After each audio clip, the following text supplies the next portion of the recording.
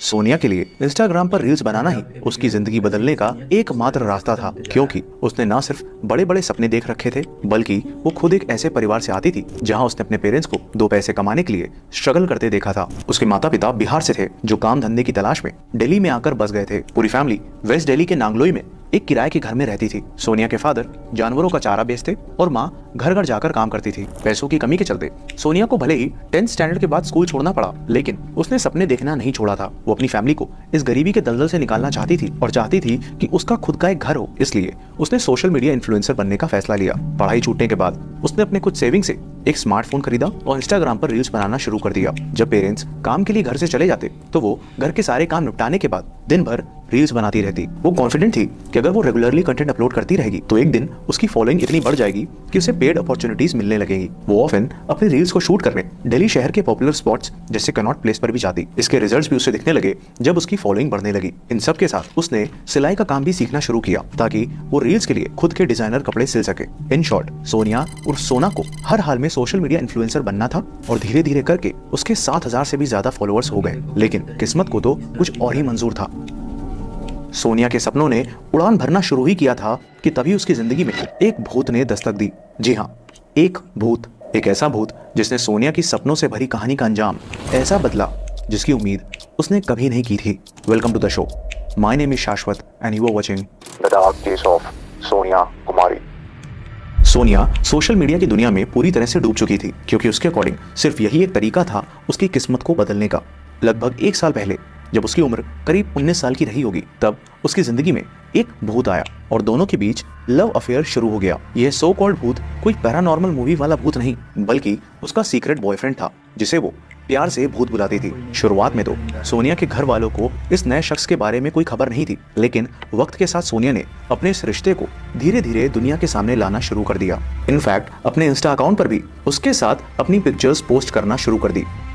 सोनिया अपने इस भूत के प्यार में बेहद पागल थी और उम्र के जिस मोड़ पर वो थी उसमें तो नया नया इश्क कुछ लोगों के सर चढ़कर ऐसे बोलता है कि उन्हें दुनिया में बाकी सारी चीजें दिखाई और सुनाई देना बंद हो जाती हैं। और ऐसा ही कुछ सोनिया के साथ हुआ। सोनिया के नेचर में विजिबल चेंजेस दिखने लगे थे, जिसे उसकी बहन और माँ ने भांप लिया था। उनको ये खबर तो हो गई थी कि सोनिया किसी से प्यार तो करती है, लेकिन वो कौन है, कहाँ रहता है, क्या करता है, इसका अंदाजा उन्हें बिल्कुल भी नहीं था। और जब जब उन्होंने इस बारे में सोनिया से बात करने की कोशिश की तो उसने वही घिसा पिटा जवाब दिया कि उसका नाम भूत है। वो दिन दिन भर फोन पर बात करती, उसकी इंस्टा पोस्ट, रील, स्टोरी और फोन कांटेक्ट हर तरफ सिर्फ भूत नाम का जिक्र होता। लेकिन सोनिया के दिलो दिमाग में इस सो कॉल्ड लवर भूत का भूत सवार होना उसे एक दर्दनाक अंजाम की ओर ले जाने वाला था। अगस्त 2024, सोनिया की मां रजनी देवी ने नोटिस किया कि सोनिया ने घर से बाहर जाना अचानक से बंद कर दिया था। वरना यूं तो वो मुश्किल से ही घर में पूरा दिन टिकती थी, लेकिन अब वो फ्रीक्वेंटली बीमार भी पड़ने लगी थी। उसकी तबीयत और सिम्टम्स अनयूजुअल थे। इसलिए डाउट होने पर जब उन्होंने सोनिया का चेकअप करवाया तो रिपोर्ट ने उनके शक को यकीन में बदल दिया, क्योंकि उनकी मात्र 20 साल की बेटी सोनिया उस वक्त 5 मंथ्स प्रेग्नेंट थी। अब यहाँ से कहानी उस तरफ करवट लेने वाली है जिस तरफ अंजाम अच्छा नहीं है। इसलिए पहले समझते हैं सोनिया के इस लव अफेयर के बारे में और फिर हम सारे एविडेंसेस को क्लोजली इन्वेस्टिगेट करते चलेंगे। सोनिया ने 61 वीक्स यानी लगभग 15 महीने पहले ये स्टोरी लगाई थी, जिससे ये समझा जा सकता है कि लगभग इस दौरान ही उसकी मुलाकात इस लड़के से हुई थी। सोनिया ने लड़के का नाम संजू बताया था, जिसे वो प्यार से अपना भूत बुलाती थी। वो हरियाणा से बिलोंग करता था, लेकिन रेंट पर अपनी फैमिली के साथ सोनिया के घर के पास ही रहता था। लास्ट ईयर यानी 2023 की दिवाली में सोनिया ने संजू को डेडिकेट करते हुए ये रील भी पोस्ट की थी। दोनों की उम्र सिर्फ 19-20 साल की थी, लेकिन सोनिया प्यार में इस कदर पागल थी कि कुछ ही महीनों के इश्क में वो इस लड़के को अपना हस्बैंड मानने लगी थी। इनफैक्ट साल भर पहले इस इंस्टा स्टोरी में उसने उस लड़के को माई हबी लिखा था और 10 महीने पहले इस पोस्ट में भी उसने कैप्शन में माई हबी लिखते हुए ये फोटो अपलोड की थी। ये है सोनिया की लास्ट स्टोरी जो उसने इस साल अक्टूबर 2024 में अपलोड की थी, जिसमें उसने संजू को माई एवरीथिंग मेंशन किया है।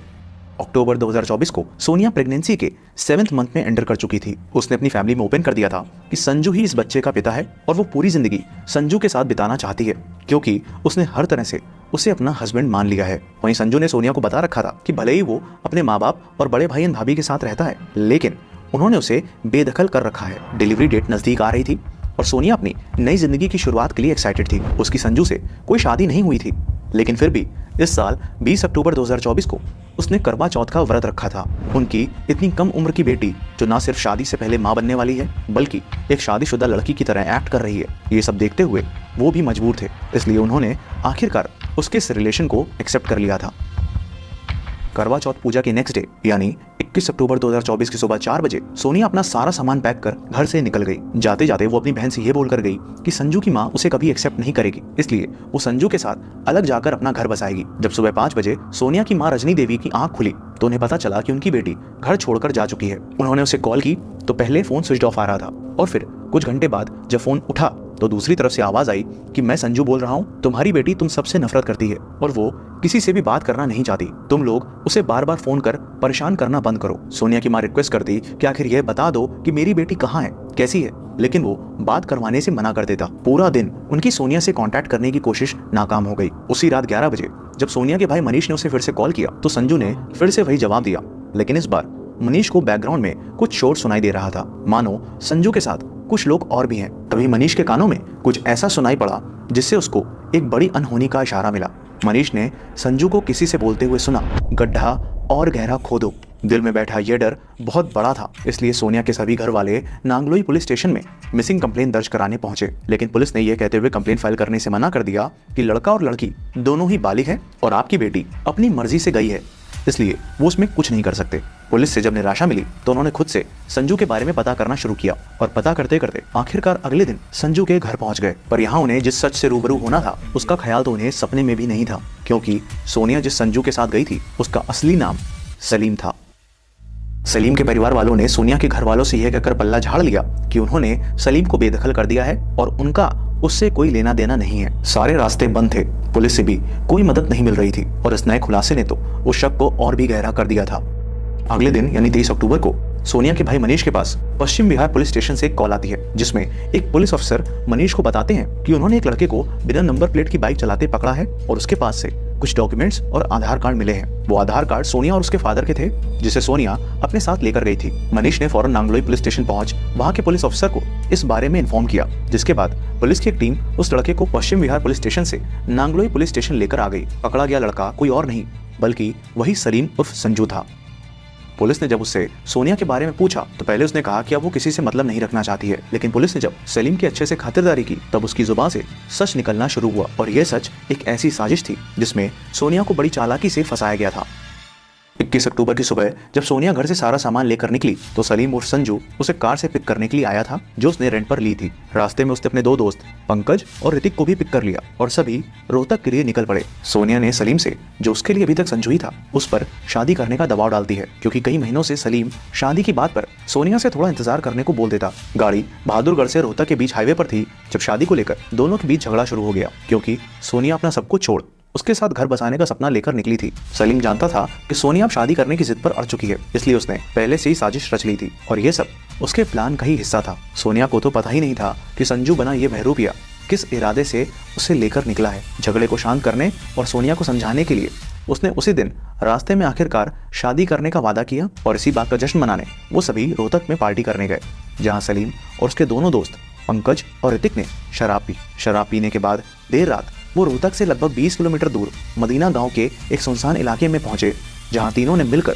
7 महीने की प्रेग्नेंट सोनिया को न सिर्फ बेरहमी से पीटा बल्कि मोबाइल चार्जर की केबल से गला घोंट उसकी सांसें छीन ली। ये वही 11 बजे का वक्त था जब सोनिया के भाई मनीष ने कॉल की थी और उस वक्त सलीम अपने दोस्तों से गहरा गड्ढा खोदने को कह रहा था और उसी 4 फीट गहरे गड्ढे में सोनिया को दफन कर तीनों वापस दिल्ली आ गए ताकि किसी को शक न हो। सोनिया ने जिसे अपनी जिंदगी भर का प्यार समझा था, जिसके बच्चे की वो मां बनने वाली थी, वही हैवान बन उसकी जिंदगी मिटा गया। यहाँ तक उसे पेट में पल रहे अपने उस मासूम बच्चे का भी ख्याल नहीं आया। ये पूरा प्लॉट सलीम ने पुलिस के सामने कन्फेस कर लिया। उसने बताया कि सोनिया उसे बार बार शादी करने का प्रेशर डाल रही थी, लेकिन वो इसके लिए तैयार नहीं था। उसने सोनिया से इस बच्चे को अबॉर्ट करने के लिए भी कहा, लेकिन सोनिया हर कीमत में ये बच्चा चाहती थी और उसके साथ घर बसाने की जिद कर रही थी, जिस वजह से उसने सोनिया को हमेशा के लिए रास्ते से हटाने का सोच लिया। सलीम ने बड़े ही प्लान वे में सोनिया को अपने प्यार के जाल में फंसाया था। उसने न सिर्फ अपना नाम संजू बताया बल्कि हिंदू धर्म से होने का पूरा खेल रचा। इन दोनों फोटोज में अगर आप गौर से देखोगे तो उसने हाथों में कड़ा पहन रखा है। जब वो सोनिया के साथ होता तो कभी कभी माथे पर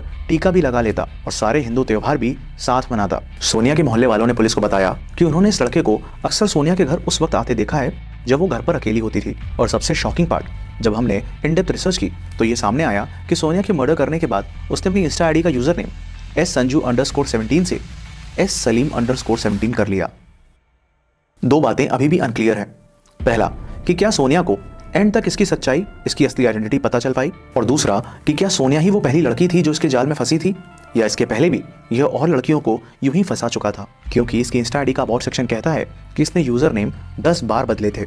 बट एक बात जो एकदम क्रिस्टल क्लियर है वो ये है कि सलीम का इंटेंशन सोनिया के साथ सिर्फ और सिर्फ फिजिकल रिलेशन बनाने का था। उसको सिर्फ अपनी हवस मिटानी थी, जिसके लिए उसने सोनिया से प्यार का ढोंग किया, शादी का वादा कर उससे संबंध बनाए, जिस वजह से वो प्रेग्नेंट भी हो गई। सोनिया को जिस भूत से प्यार था वो वास्तव में एक शैतान ही निकला, जिसे कभी भी उससे प्यार ही नहीं था। अनफॉर्चुनेटली काफ़ी कोशिश के बाद भी हमें बाकी दो कल्प्रिट्स पंकज और ऋतिक की कोई पिक नहीं मिल पाई है। फिलहाल सभी मुजरिम अरेस्ट कर लिए गए हैं और सोनिया के घर वाले इस बात से हैरान हैं कि जिस सलीम के घर वाले कुछ दिन पहले तक अपने बेटे से संबंध ना होने, उसे बेदखल करने की बात कर रहे थे, आज वही सलीम को बचाने की पूरी कोशिश में लगे हैं। वो लोग मिले तो बोले कि फांसी का सजा दिलवाएंगे, और बोले कि इसको बेदखल कर रखे, तो अब अपने लड़के को क्यों बचा रहे जाकर के थाने में। शायद सलीम ने बेदखली वाला ड्रामा इसलिए रचा ताकि सोनिया ना कभी उसके घर जा पाए और ना कभी वो उसकी असली पहचान जान सके। सोनिया आज इस दुनिया में नहीं है, लेकिन यह केस उन सभी लड़कियों के लिए एक सबक, एक सीख छोड़कर जाता है जो प्यार में आंख बंद कर अपना सब कुछ लुटाने को तैयार रहती हैं। ये जरूरी नहीं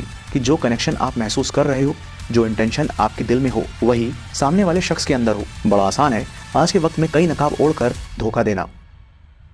इसका मतलब ये बिल्कुल भी नहीं है कि आप अपने आसपास सभी पर शक करने लग जाएं, लेकिन ये बेहद ज़रूरी है कि किसी रिश्ते में आगे बढ़ने से पहले थोड़ा ठहरे, थोड़ा वक्त ले, क्योंकि मैंने पहले भी कहा है कि इन सब सिचुएशंस में वक्त ही आपका सबसे अच्छा दोस्त होता है। Please be observant, be vigilant and be cautious. थोड़ा ठहर कर देखने से कभी कभी रियलिटी के ऊपर छाया धुंधलापन मिट जाता है। जैसे उबलते पानी में आपको अपना चेहरा साफ नहीं दिखाई दे सकता, वैसे ही प्यार में पड़े इंसान के दिलो दिमाग में जब इमोशंस और फीलिंग्स उबाल मार रही होती है तो उसके लिए सच्चाई देख पाना मुश्किल होता है, जिसका फायदा वो बहरूपिया उठा लेते हैं, और जब तक समझ आता है तब तक समय भाप बनकर उड़ चुका होता है।